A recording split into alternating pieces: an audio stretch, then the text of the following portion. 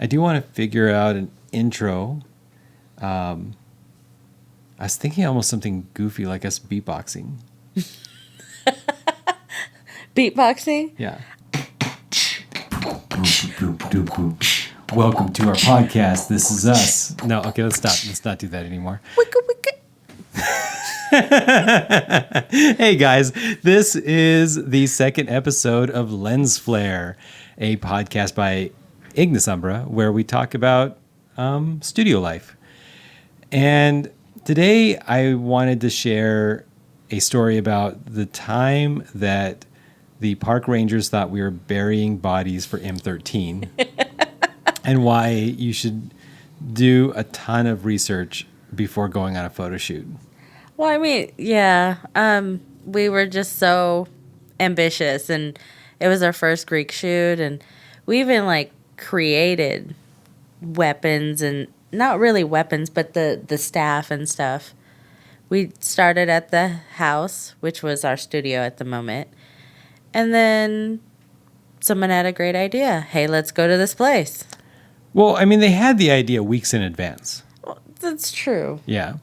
So it's not like we spontaneously went out there. The Hades cosplayer, which is the only, as much as I'll identify him. This is all regarding our what I call immortals, which is a mythology-based series of photo shoots I've been doing for about a year now. I think about a year and a half, maybe, because I think it was the end of 2020. It was. And we, the guy, the Hades character, really, really wanted to do a photo shoot in a cave. And that sounds like a good idea, right? I mean, it sounds amazing. It sounds like it would be dark and there would be bats, but I was down for it. I mean, yeah, I lived a few years in my youth near the Carlsbad Caverns, and I would love to do a photo shoot in those caves. Also, probably somebody would die. I mean, my background in caves are the Japanese ones, the Gyakusendo caves. Oh, that sounds awesome. They were pretty cool. But anyhow. So we had a couple problems that day. First of all, how many people was that at that photo shoot? So many. A lot. There was about 9 people, I think. 9 models, which doesn't count all the people there because there's support people. These photo shoots, ideally, these photo shoots have 3 to 4 people who are primarily not in the photos. That's how I would describe it. It's okay if they get a few photos, and I even encourage it a little bit, but for the most part, you should have 3 to 4 people in a large photo shoot who are just there helping. They're helping move lights, helping keep the lights from being blown over by wind. I mean, they're just replacing batteries, just so many things. And so there was probably a total of 11 people there. And in our house at the time, that was too many. I mean, not too many for the house, technically. We had bigger parties. Oh, yeah. Yeah. But for a photo shoot, that's a lot. That's for a lot. Just one photographer. One photographer, one room. Yep, one area. One area, yeah. It was a disaster, I think, almost the moment it started. I mean, it's hard to do group photos because people will get blurry the more you add, and then, She's talking about depth of focus, right, guys? So, I didn't want to cut you off. You called it blurry, and I just want to make sure the photographers at home know that we're using the right words. And I don't know those words. I'll let you finish, and then I'll just, for informative sake, I'll kind of describe it. Yeah, but, group photos are not as sharp or clear. And then it's better when it's either 2 or solos. And everybody, of course, wants a solo shot. So Quiet on the set, Kat. Listen, it do what it do. Didn't mute our phones, watches, all the things. My phone is always muted, but my watch apparently does not want to be I don't really know how to mute it. Just put it on airplane or mute. I don't know. I think it's already muted. I'm not sure. All right. So, yeah, generally, people look the best solo, but it doesn't mean it's the most interesting shot. And so, what I mean by that is that generally, we want to have a wide open aperture, 1.8 or lower, and that's going to create a very nice bokeh effect. It's going to make the people with modern cameras, the eyeballs are going to be crystal clear, but their skin and face will be soft, and so that, I mean, most people like that. Most people don't want their pores to be visible in photos, so with a solo shot, you can do that, but that creates a single plane of focus that's crystal clear, and that's right on the plane of the eyeballs. And so if they're turned sideways, well, now half their body is going to be, because it can only focus on one eyeball, and so it's going to make half their body blurry. And if you get two people, it's going to focus on either one of the people, unless you get the people really well aligned. So, yeah, doing photos with 3 or 4 people, you're always going to you're going to tighten the aperture, which is increasing the depth of field. And then what happens is everything in the shot, including the background, gets to be more crisp and more clear, which sometimes you want for artistic reasons, but it then makes their pores more visible. It makes wrinkles more visible. And most people, especially in their 30s to 50s, don't like it. That's true. Yeah. So within like 8 or 9 people photo shoot, we're rotating through singles and pairs generally. I think that whole day we were primarily doing a bunch of photos of one person, then a bunch of photos of 2 people, and then a bunch of photos of get the first person out, and then you just kind of keep swapping in and out. But certain people, Asa the Hades,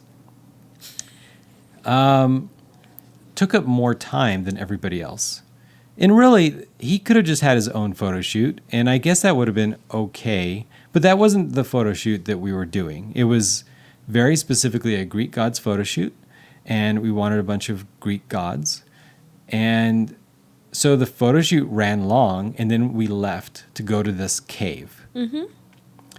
And we had looked it up ahead of time, and I had agonized about it for weeks. I was very nervous about this thing. Because there was multiple things going wrong here.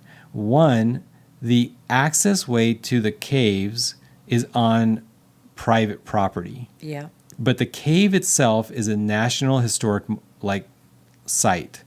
So technically it belongs to all of us. All of us are allowed to go there. Mm-hmm. So I was iffy about getting there because I knew that the roads to it were private.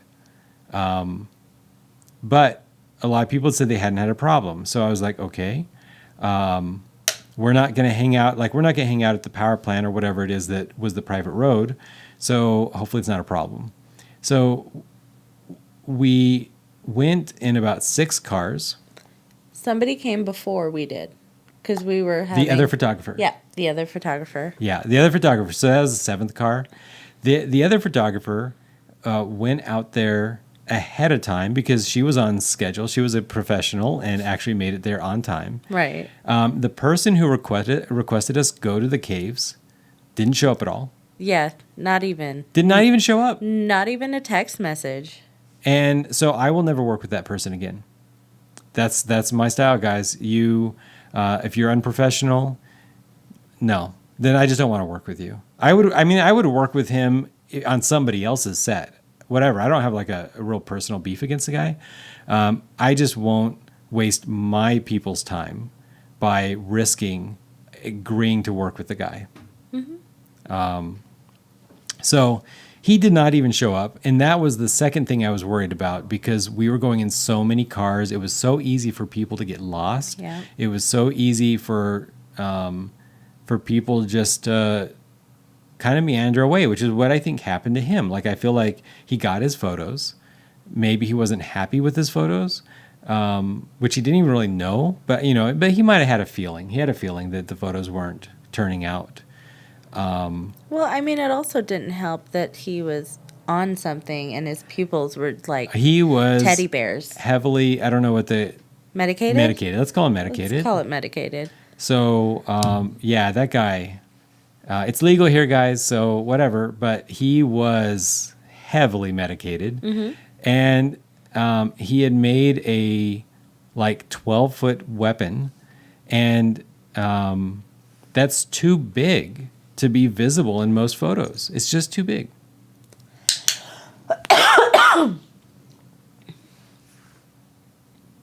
I'm back. All right. Doing photos with a 12-foot weapon in a studio is close to impossible, guys. You can get some where you're pointed forward, but the kind of classic iconic things of a Greek god where they're holding it almost like leaning on their weapon. Nope. It goes right up out of the shot. And super cool real weapon, like real metal made weapon. We didn't make it. He made it, but he made it too big. And I think, I don't know. That was already frustrating. He didn't show up. We go down this private road. We go to this area, and there's all these signs saying, first of all, there was a barbed wire fence that had been crushed down, leading to dirt road. And that was sus, guys. That was sus. There was signs saying no, and then a bunch of icons. And I drove it past it fairly fast, and they were like, I don't know if that's no dune buggies or no cars. And I will testify in court because that was legitimately, we had this discussion while there. We're like, is it saying no cars? Or is it saying, because the icon didn't seem like a car to me. I thought it was an ATV or something. Yeah, exactly. I thought it was don't drive out here and go all-terrain vehicle, dune buggying out there for fun. And so we just kept going. So this road has huge, giant holes. These holes were so crazy on this dirt road going to this cave. It was very dangerous. There was 4 or 5 of our cars going out there in a train, we're just going. And then a park ranger joins our train. And we're like, hey guys, there's a park ranger with us. No, we got a text message hey, there's a park ranger following us. And because we were at the front. So right. So we were like, well, are they flagging you down? Are their lights on? No, just keep going. What else can you do, guys? You're going, and their lights aren't on. If they have lights, I assume they have lights. They could flash their something. But they just let us keep going. They're just following us the whole way. So we go out here, and we're not looking to do graffiti or something. We're here to take photos. We're dressed in our cosplay. So we park, and I'm telling you guys, there was I'm in a SUV, but there's some cars with us, and those cars almost didn't make it. Right. Their axles probably took some damage getting through there because it was crazy. It was so crazy. That dip that we did. Yeah.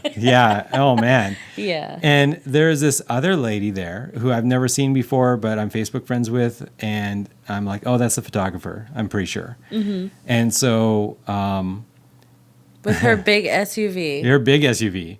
And we're like, hey... glad we could meet you. And then the park ranger shows up, and we're all dressed in Greek robes. So Aphrodite is in red, and there's some blues, and there's just all these vibrant, we got crazy Persephone colors. and pink. Yeah. And the park rangers finally show up, and they come out, and I guess arguably I'm the leader of the expedition. So they come over and start talking to us, and they're like, what are you guys doing out here? And we're like, well, there's some caves over here, and we were going to take some photos. And they were like, you can't be here. Well, they said actually that we could walk here, but we weren't allowed to drive our vehicles. And they were like, didn't you see the sign? And we were like, we weren't sure what the sign meant. And I mean, it was a road. Like, why wouldn't you be able to drive on a road, right? Exactly. Yeah. And the park ranger, there's two of them. The park ranger tells us, this is a bad place. You don't want to be here. What do you mean we don't want to be here? What? We want to take a photo shoot at the caves. It's really cool out here. It's a historic area. Like I don't even know. And they're like, no. Who's that lady? Is she with you? Yeah, she's another photographer. And they were like, we thought she was a scout for M13 because they bury bodies out there. So they thought that she was the scout. They were keeping an eye on her. And we had the bodies. And that we had the bodies. They were waiting for us. And they thought they'd like caught us in their trap or whatever. Let the bodies hit the floor. But no. So we're like looking at her, and like this was a long drive. Like it was like 45 minutes to get there, but then it was another 45 minutes just to get through this slow, sandy dirt road, desert area. And if you know what driving through sand is like you are always in danger of your car not getting traction and you're just stuck. Yeah. It's awful. It's awful. And we're like looking at her, and we're like, so what does this mean? And Leiden, I'm pretty sure, because he has no shame, he's like, could we take some photos? And it turns out the park ranger is a cosplayer. Yeah, she's a cosplayer. She's the real MVP of the shoot. She is. Yeah, because she was like, well, okay. No, at first she was like, can I just take a photo of you guys before you guys leave? Because she wanted us to go. Because, it's private land. Well, we weren't on private land. But the cars, we weren't supposed to drive. Yeah. Yeah, I think something like that. So she wanted to take photos with us. And so we took photos, the whole gang. Such a huge photo. So the park rangers have a photo, or she has a photo of her with all of us. And then she said, well, you know what? The cave is just up the hill. So you can do 1 hour of photos up there because we already drove out there, right? Mm-hmm.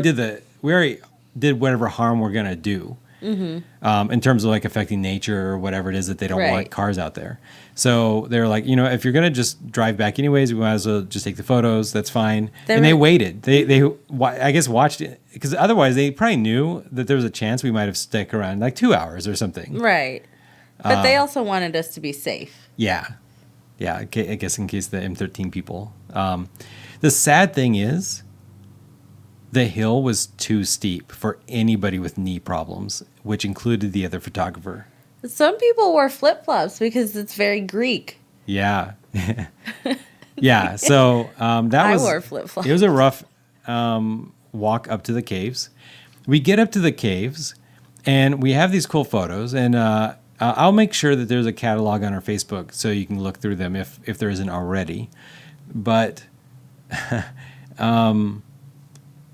the caves are not the kind of caves you can walk in. Oh, no. No. They're the kind you rappel. Yeah, you need like ropes and stuff. And knowing that the M13 go out there and stuff is probably not a great idea. It's probably not a great idea to go down in there because who knows what's in there. So we took an hour of photos. We played with bubbles.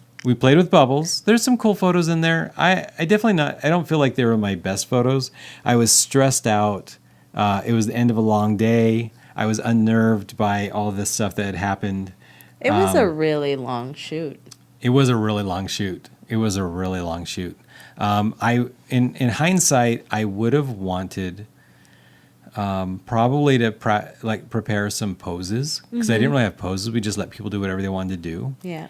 And I would have had more reflectors or brought flash, just because the sky was amazing. Like, it was like sunset. It was getting dark.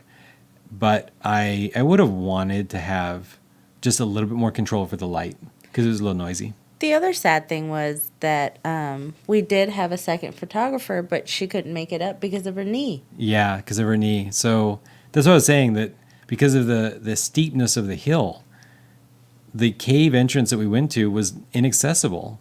And I wouldn't have wanted to bring a bunch of equipment up there either. Like, honestly, it was just a bad location. It's not that cool. Don't go to that area if you want a cave backdrop for your photos. It's just not good. There's plenty of other better places if that's like what you want. That's why it's important to do your research and visit the actual place. Yeah. I mean, I had seen some photos. Ultimately, I accept responsibility that I agreed. I'm frustrated that the guy didn't even bother showing up. So he didn't even like participate in the madness. But ultimately, I looked it up. I saw that it was legal to be there and legal to take photos. I did my due diligence there. But there was a lot of unknowns. And a lot of times, I prefer to, in the past, I've preferred to just not ask questions. Because what I've found is that if you ask, the answer is usually no. Even if the law does not say no. Like, government officials will just always say no. And they're just like, the way the law is made, you often don't know if something's right or wrong until it goes in front of a judge. And then the judge interprets the law based off the arguments of the lawyers, right? So I hate that. But I feel like if I can do the research and find a yes or no answer, then that's great. I'm going to accept the yes or no answer. But if it's unknown, like the sign with the ATVs, We're going to take it as a yes. I'm going to take it as a yes, because if I legitimately was confused, I feel comfortable testifying to that in court. And if you're confused, other people are more Yeah. than likely to be confused. And that's why we didn't get a ticket or anything like that. It was like, hey, don't come here, don't do this, and don't come back. I mean, and And also, they said we could come back, but we had to hike. there's no way. There's no way. Not in gear, not with all the stuff. No way. Yeah. But if we wanted to, we could legally go back. So We that's could. that's I mean, what are we going to do? Drag wagons? I don't know. I don't know, guys. But I wouldn't, because that location's not that cool. And I really, I would have gone to the other places that I had planned as my backup locations. And, of course, by that time we had lost our Hades, so there wouldn't even have been any point for having a cave. So the whole thing was just not great. I'm not happy about that photo shoot. I'm not happy with the results. And I'm frustrated. But we have some cool photos, so hopefully you guys enjoy that. I think we're going to end the podcast here. Mm-hmm. But if you want, go ahead and head over to the Patreon feed. And the Patreon feed has the extended portion as we keep talking. All right, guys. All right. Bye. Bye.